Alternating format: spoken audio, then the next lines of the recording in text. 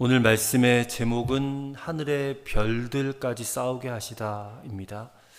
오늘도 드보라의 노래가 계속 이어지고 있습니다. 우리가 지난주에 이 드보라의 이 도움 요청에 함께 했던 지파들, 또 그 도움 요청을 외면하고 거절하고 자기 살기에 바빴던 지파들, 그 모습을 통해서 누가 과연 하나님 나라에 헌신하는 자들이냐, 그래서 믿음으로 헌신하는 자에게 하나님의 축복이 있고, 또 하나님의 역사가 있고, 또 주님께서 베풀어 주시는 은혜가 있다는 사실을 우리가 깨달았다면, 오늘은 하나님께서 그렇게 믿음으로 헌신한 백성들과 함께 싸워 주시는데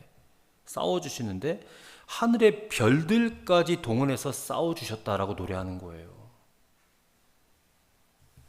먼저 19절을 보시면 왕들이 와서 싸울 때 그럽니다. 여기서 왕들이 와서 싸웠다라고 하는 것은 이 당시 이제 이스라엘의 대적이었던 가나안 왕 야빈, 그 야빈과 그의 군대 장관인 시스라, 이들이 얼마나 이스라엘을 괴롭혔는지 몰라요. 근데 이 야빈과 시스라가, 이 가나안은 한 나라가 아니고 소규모 도시 국가들의 연합체거든요. 그래서 그 부족 국가들의 연합체, 각각 왕들이 있을 거 아니에요. 그 왕들이 지금 야빈과 시스라를 도우러 왔다는 거예요. 그 동맹국들의 왕들을 말하는 겁니다. 그래서 19절에 왕들이 와서 싸울 때 하는 것은 그 왕들을 말하는 거예요. 그들이 와서 싸울 때에 가나안 왕들이 무깃도 물과 다안악에서 싸웠으나 은을 탈취하지 못하였도다. 여기서 무깃도 물가라고 하는 것은 무깃도의 지류라는 뜻이에요. 아마도 이 무깃도 지방을 관통하는 이 기손강이 흐르고 있었는데, 이 기손강과 그 기손강의 지류들이요, 이 도시 무깃도라는 도시를 지나가기 때문에 붙여진 이름처럼 보여요. 그걸 무깃도 물가 다안악이라고 이렇게 표현을 한 겁니다. 그래서 이 무깃도 물가 다안악은 사사기 4장 7절에서처럼 이 기손강과 같은 말이에요. 기손강이라는 거예요. 그리고 은을 탈취하지 못하였다라는 말은 전리품, 전쟁을 치르고 나면 승자가 패자의 전리품을 이제 획득하잖아요. 노획물이라고도 하고. 근데 그 은을 탈취하지 못했다라고 하는 것은 그들이 전쟁에서 패했다라는 사실을 말하는 거예요. 그럼 이 가나안 왕들의 연합군, 이 가나안 왕 야빈과 시스라가 왜 패하게 되었을까? 그 이유가 20절에 나오는 겁니다. 20절을 같이 읽어보겠습니다. 별들이 하늘에서부터 싸우되 그들이 다니는 길에서 시스라와 싸웠도다. 이렇게 지금 드보라가 노래하는 거예요. 별들이 하늘에서부터 싸웠다. 이게 시적인 표현이에요. 진짜 하늘에 별들이 내려와가지고 이 시스라 군대와 싸웠다라는 뜻이 아니라, 하나님께서 온 우주와 자연을 동원하셔서 시스라와 싸우셨다, 그런 얘기예요. 즉 시스라의 군대가 패배하여 도망치게 된 것은 하나님께서 초자연적인 섭리, 초자연적인 간섭으로 그들이 패했다라는 그런 뜻이라는 겁니다. 그게 바로 별들이 하늘에서 싸웠다라고 하는 말이에요. 그 싸운 내용이 21절입니다. 21절, 기손강은 그 무리를 표류시켰으니 그래요. 자, 기손강이 시스라와 그 군대를 표류시켰다. 표류라는 말은 이게 물로 인해 둥둥 떠내려간다는 그런 의미 아닙니까? 그러니까 이 표현, 21절의 표현은요, 5장 4절의 표현처럼 하늘이 물을 내리고 구름도 물을 내렸다라는 표현이 있잖아요. 그것과 연결되는 거예요. 이 기손강은 이미 말씀드렸듯이 이스라엘에는 건기와 우기가 뚜렷하거든요. 근데 지금 이 전투가 벌어질 당시는 건기입니다. 비가 안 내리는 그런 이제 시기였는데, 그러니까 이 철병거 900대를 가지고 이 기손강 유역에 온 거예요. 거기가 평평한 평지이기 때문에. 근데 건기에 철병거를 끌고 내려왔는데 갑자기 거기에 그냥 폭우가 쏟아진 겁니다. 누가 폭우를 내리신 거예요? 하나님께서 폭우를 내리신 거예요. 폭우를. 땅이 메말라서 거기서 전투를 하려고 했는데 갑자기 그냥 비가 엄청나게 쏟아부어지니까 그 기손강이 범람하게 되어서 이 시스라의 군대 철병거가 아무짝에 쓸모가 없게 된 거예요. 그래서 표류하게 되었다는 겁니다. 표류하게. 철병거 900대를 완전히 무력화시켜버린 거예요. 이것을 오늘 드보라는 별들이 싸웠다라고 시적으로 표현을 한 것입니다. 별들이 싸웠다. 그래서 이제 시스라의 군대가 뭐 상대도 해보지도 못하고 그냥 병거에서 내려서 막 도망을 치는 겁니다. 그리고 그 뒤를 이스라엘 군대가 막 추격하는 거예요. 그 모습이 22절에 이렇게 표현을 하는 것입니다. 그때 군마가 빨리 달리니 말굽소리가 땅을 울리도다.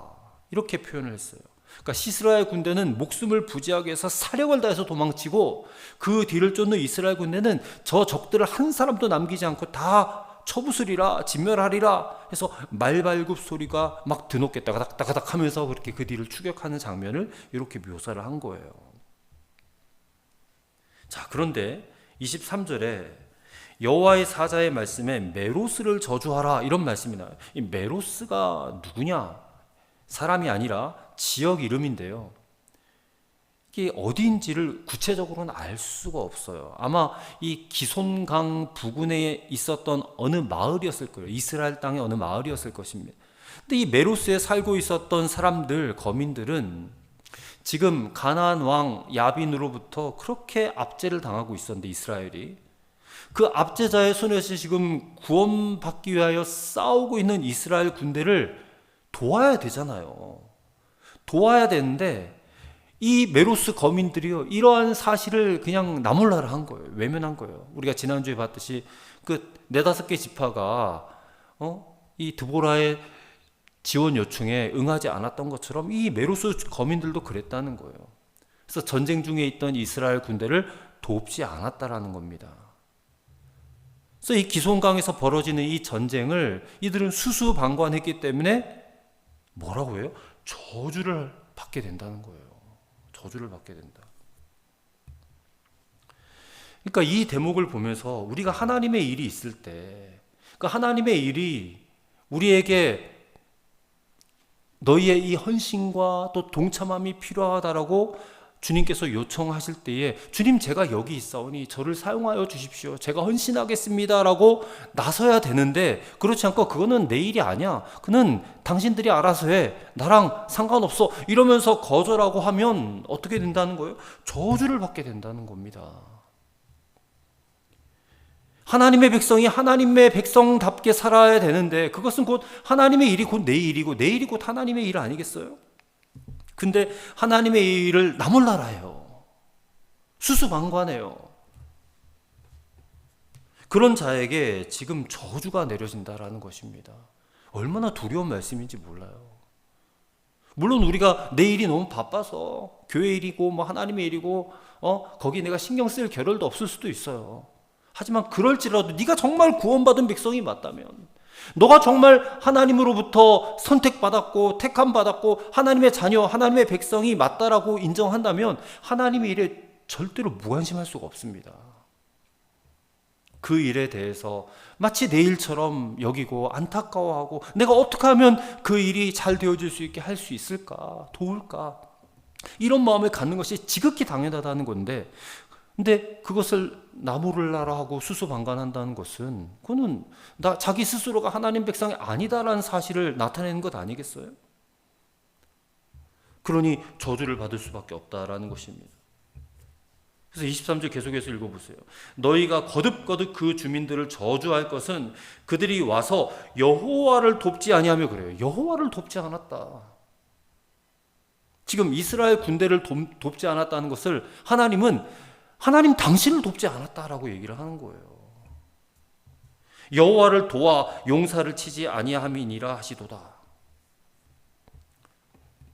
자, 이거는 바로 그 다음 절 24절에 보면 이스라엘을 적극적으로 도왔던 이 야엘과 너무나 대조적인 장면이에요. 자, 야엘은 어떻습니까? 24절입니다. 겐 사람 헤벨의 아내 야엘은 다른 여인들보다 복을 받을 것이니 장막에 있는 여인들보다 더욱 복을 받을 것이로다. 헤벨의 아내 야엘은 복을 받을 여인이다. 저는 이 야엘이 여러분이 되시길 바라요. 이 사람도 여자잖아요. 여인이잖아요. 한낱 연약하고 뭐 전쟁통에 할 수 있는 일이 아무것도 없을 것 같은 그런 여인인데도요, 그는 적극적으로 이스라엘을 도왔어요. 하나님의 일에 동참했어요. 믿음으로 헌신했어요. 그러니 축복을 받지 않을 수가 없다라는 것입니다. 그러니까 이렇게 성경은 분명하게 이렇게 말씀을 하는 거예요. 너가 정말 믿음으로 하나님의 일에 헌신하면 반드시 하나님께서 기억하시고 축복하신다라는 것입니다. 근데 하나님의 일에 대해서 나 몰라라, 수수방관하고 당신들이 알아서 하세요, 이렇게 발을 빼는 사람들은 축복은커녕 저주밖에 없다라는 거예요. 이 말씀을 우리가 꼭 기억해야 됩니다. 그래서 이 야엘이 복을 받게 되는 이유가 25절부터 설명이 되어지고 있는데, 우리가 앞에서 봤듯이 이 야엘의 남편이었던 헤벨, 이 헤벨은 미디안 사람, 겐 사람이에요. 근데 겐 사람은 모세의 이 장인, 모세의 처남과 같은 족속 아닙니까? 그리고 이스라엘로부터 엄청나게 도움을 받은 족속인데, 이 겐 사람 헤벨은요, 이스라엘보다 가나안 왕 야빈과 화친을 맺었다고 그랬어요. 그쪽과 더 친해. 이스라엘의 대적자였던 가나안 왕들과 더 친하고, 이 그의 가문이 이스라엘보다 그쪽 가나안 쪽과 더 가까웠다는 거예요. 그리고 이 헤벨의 아내였던 야엘도 사실 이스라엘 사람이 아니에요. 이 사람도 겐 사람이었을 겁니다. 그럼에도 불구하고 이스라엘을 적극적으로 도왔다는 거예요. 그래서 이 야엘이 이스라엘을 도와서 시스라를 죽였잖아요. 그것은 이 23절에 메로스 주민과 비교할 때에 야엘의 행위는 축복을 받아 마땅하다라는 것입니다. 또한 야엘의 이러한 행위는 그의 가문이 지금 가나안 족속과 맺은 화친을 파기시켜버린 거예요. 그것과 동시에 하나님께 대한 헌신을 결심하는 그런 의미도 담고 있어요. 그래서 25절부터는 이 사건의 설명이에요. 앞에서 충분히 다 언급되었던 시스라의 죽음에 관한 이야기입니다. 시스라가 물을 구하며 우유를 주되 곧 엉긴 우유를 귀한 그릇에 담아 주었고, 손으로 장막 말뚝을 잡으며 오른손에 일꾼들의 방망이를 들고 시스라를 쳐서 그의 머리를 뚫 때 곧 그의 관자놀이를 꿰뚫었도다. 이렇게 시스라를 죽였다는 거예요, 야엘이. 그러니까 4장 21절에 언급된 장면을 지금 다시 한번 반복하여 이제 노래한 이 드보라의 노래를 통해서 다시 한번 이 장면을 반복한 겁니다. 그러니까 이렇게 드보라가 이 야엘의 이 의로운 행위를 노래한 것은, 이 가냘픈 여인이 뭐 전쟁통에 뭘 할 수 있겠습니까? 가냘픈 여인이 한때 이스라엘 백성들이 이 공포의 대상이었던 가나안 왕 야빈의 군대 장관 시스라를 죽인 사실을 이렇게 부각을 시키는 이유는 뭐겠어요? 이 전쟁에 참여하지 않은, 이 전쟁을 적극적으로 돕지 않은 자들을 부끄럽게 하는 거예요. 믿음으로 헌신하지 않은 자들을 부끄럽게 하는 거예요. 봐라, 믿음으로 헌신한 자는 이렇게 가냘프고 연약한 여인임에도 불구하고 적극적으로 하나님 나라를 위해서 헌신하였다. 근데 헌신하지 않은 너희들은 뭐냐? 그것을 지금 말씀하기 위해서 이렇게 지금 다시 한번 언급을 하는 것이에요. 자, 그렇게 시스라는 야엘의 발 앞에 27절입니다. 구부러지며 엎드러지고 쓰러졌고 그의 발 앞에 구부러져 엎드러져서 그 구부러진 곳에 엎드러져 죽었다. 이렇게 노래를, 이게 이렇게 구부러졌다, 뭐 엎드러졌다 이런 표현을 반복한 것은 이게 히브리 문학의 특징이에요. 그래서 중요한 장면, 아주 중요한 장면을 반복적으로 리드미컬하게 강조하는 거예요. 이게 한편의 시잖아요, 시. 그래서 이 구절에서 반복되어지는 이런 의미는 시스라는 완전히 패배했다라는 것이고, 이 죽음은 절대로 되돌릴 수 없는 죽음이고, 그리고 하나님의 심판이 확실하게 이루어졌다라는 것을 강조하는 내용이에요. 시스라는 이렇게 철저하게 망했다. 철저하게 망했다. 우리 하나님이 이기셨다라는 거예요. 승리하셨다라는 거예요. 여러분, 예수님의 십자가도 마찬가지입니다. 예수님의 십자가가 사람의 눈, 인간의 눈으로 봤을 땐 예수님이 패배한 것처럼 보이지만 아니에요. 십자가를 통해서 사탄이 패배한 거예요. 완전히 패배한 거예요. 그리고 하나님이 승리하신 거예요. 십자가를 통해서. 그러니까 우리가 십자가를 바라볼 때에 십자가는 고난과 죽음을 상징하기도 하지만 또 한편으로는 부활과 승리도 상징하는 거예요. 십자가에서 사탄의 정수리는 깨졌고 모든 인류가 구원받을 수 있는 길이 활짝 열렸다. 그것을 생각나게 해주는 장면이 이 27절 말씀이에요. 완벽하게 하나님이 승리하셨다. 자, 근데 28절부터는 갑자기 시스라의 어머니가 등장해요. 자, 시스라의 어머니가 실제로 노래를 불렀다는 것이 아니라 드보라가 이 죽은 시스라의 어머니의 심정을 담아서 노래하고 있는 거예요.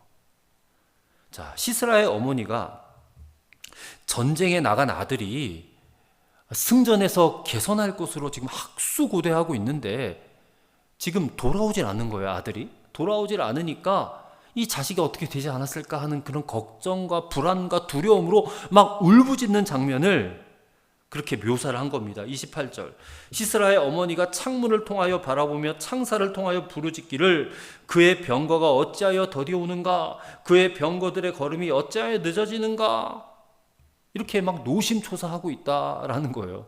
자, 시스라의 어머니가 실제로 그랬다는 것이 아니라 드보라가 그 어머니의 심정으로 이렇게 노래했다라는 거예요. 자, 그런 상황에서 그의 지혜로운 시녀들이 대답하겠고 그도 스스로 대답하기를 그래요. 뭐라고 대답하느냐? 30절입니다. 그들이 어찌 노량물을 얻지 못하였으랴, 그것을 나누지 못하였으랴, 사람마다 한두 처녀를 얻었으리로다. 시스라는 채색옷을 노력하였으리니 그것은 수놓은 채색옷이로다. 곧 양쪽에 수놓은 채색옷이리니 노력한 자의 목에 꿈이리로다 하였으리라. 이렇게 노래를 했다라는 거예요. 그러니까 지혜로운 시녀들과 또 시스라의 어머니는 그 아들인 시스라가 예전의 전쟁처럼 반드시 승리를 했을 것이고 또 많은 양의 전리품을 탈취하느라고 이렇게 늦는 것이다 라고 확신을 하고 있는 거예요. 반드시 시스라가 승리를 했을 것이다 라고 자신하고 있는 거예요. 그러니까 시스라는 그동안 전쟁 때마다 승승장구해가지고 많은 전리품을 갖고 돌아왔었기 때문에 이 시스라의 어머니와 그 시녀들은 이번에도 그가 굉장한 전리품을 가지고 돌아오느라고 이렇게 늦어지는 것이다 라고 지금 하는 거예요. 여기 사람마다 한두 처녀를 얻었을 것이다 라고 하는 표현은요, 이 고대 전쟁에서 전쟁에 승리한 쪽이 패배한 쪽의 이 여자들을 사로잡아와요. 죽이지 않고 사로잡아와서 노예로 삼거나 아니면 첩으로 삼는 그런 풍습을 근거로 해서 이렇게 표현을 한 겁니다. 그리고 채색옷을 이제 목에 두르고 온다라는 표현은요, 이 채색옷이라는 것은 야곱이 그 11번째 아들인 요셉에게 채색옷을 지어 입혔잖아요. 이거는 귀족들이나 왕족들, 상류층들만이 입을 수 있는 옷이에요. 아주 귀한 옷. 예. 근데 시스라가 그 채색옷을 노력했다라고 하는 것은 이스라엘의 왕이나 왕족들을 사로잡았거나 그들이 패배했음을 의미하는 거예요. 그래서 이 시스라의 어머니와 또 그의 지혜로운 시녀들은 시스라가 이렇게 이스라엘 상류층의 사람들에게서부터 빼앗은 전리품들, 그 채색옷을 목에다 두르고서 개선하는 모습을 생각하고 있더라는 말입니다. 근데 사실 시스라는 비참하게 한 가냘픈 여인의 손에 죽임을 당하고 말았잖아요. 그러니 이게 얼마나 아이러니한 일입니까?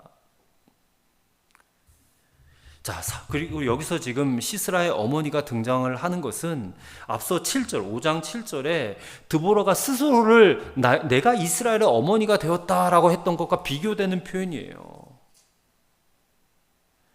근데 여기서 시녀들과 시스라의 어머니가 기다리고 있는 것은 역설적이게도요, 아들을 기다리는 게 아니고 아들이 가지고 오는 전리품, 노량물, 거기에 더 관심을 갖고 그것을 지금 기다리고 있는 것처럼 묘사가 되고 있어요. 가나안의 어머니를 상징하는 시스라의 어머니의 어떻게 보면 그 탐욕스러운 모습을 지금 이야기하고 있는 거 아닙니까? 아들이 무사귀환하면 다 되는 거지. 그 아들이 가져오는 그 물건, 돈, 뭐 귀한 것들, 물건들, 그런 것들에 마음이 뺏겨서 그거 빨리 가지고 왔으면 좋겠어. 얼마나 탐욕스러운 모습인지 몰라요. 그러면서 이제 31절에 이렇게 드보라는 찬양을 마무리합니다. 하나님을 사랑하는 자에 대한 축복과 반대로 하나님을 대적하는 자에 대한 저주를 기원해요. 31절을 같이 읽겠습니다. 여호와여, 주의 원수들은 다 이와 같이 망하게 하시고 주를 사랑하는 자들은 해가 힘있게 도둠같게 하시옵소서 하니라. 그 땅이 40년 동안 평온하였더라. 아멘. 아멘. 하나님을 사랑하는 자는 해가 힘있게 도둠같게 하옵소서. 정말 저는 그렇게 되기를 바랍니다. 우리가 정말 하나님을 사랑하고 하나님의 하시는 일들에 우리가 기꺼이 마음을 다하여 믿음으로 동참하고 헌신하면 해가 힘있게 도둠같이 축복을 받게 되는 줄로 믿습니다. 드보라의 이 축복의 노래처럼 우리가 이 축복을 받는 자가 되어야 될 줄로 믿습니다. 그래서 우리는 이 말씀을 읽으면서 분명히 주시는 교훈이 있어요. 믿음으로 헌신하는 하나님의 자녀들에게 하나님은 절대 외면하지 아니하신다는 겁니다. 19절 말씀처럼 하늘의 별들이 20절이죠. 하늘의 별들이 내려와서 싸우는 것처럼 그렇게 역사해 주신다는 거예요. 별이 직접 내려와서 한 것이 아니라 하나님께서 보이지 않는 영역까지 다 세세하게 움직이시고 우리 힘으로 안 되는 싸움도 하나님이 개입해 주셔서 뒤집어 주신다. 여기서 역전시키시는 하나님이라는 그런 표현을 할 수가 있는 것 같아요. 뻔히 보이는 패배일 수밖에 없는 상황 속인데 하나님 개입하셔가지고 그를 뒤집어 버리시는 거예요. 누구에게 그런 일을 이루십니까? 하나님을 사랑하는 자에게, 믿음으로 헌신하는 자에게.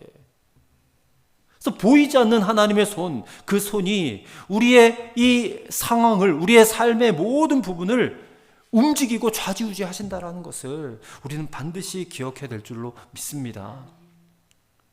이 해가 힘있게 도둠같이 해주시는 이런 하나님의 축복을 우리도 경험해야 되지 않겠어요? 그래서 우리가 함께 이 시간 합심해서 기도하실 때에 우리는 여전히 그래요. 여전히 눈에 보이지 않는 하나님, 그 하나님의 일이 나와 상관없이 이어질 때가 있어요. 내 믿음이 무력해지고 내 일이 너무 다급한 것 같고 긴급한 것 같고, 그래서 내일부터 먼저 처리하고 하나님 일 나중에 할게요, 이런 마음이 들 때가 많아요. 근데 사실 그게 어떻게 보면 하나님과 나와의 관계를 무관하게 생각하는 건 아니겠어요? 내 삶도 하나님 안에, 손 안에 달려있는 것인데 내 일 따로 하나님의 일 따로 이게 아니라는 겁니다. 우리의 삶은 오직 하나님께 달려있기 때문에 하나님의 손을 정말 믿는다면 그 보이지 않는 손이 나를 도와주실 것이고, 그리고 나도 하나님의 그 일, 하나님의 그 다급한 일에 기꺼이 믿음으로 동참하고 헌신하면 하나님이 내 일 돌봐주지 않겠는가.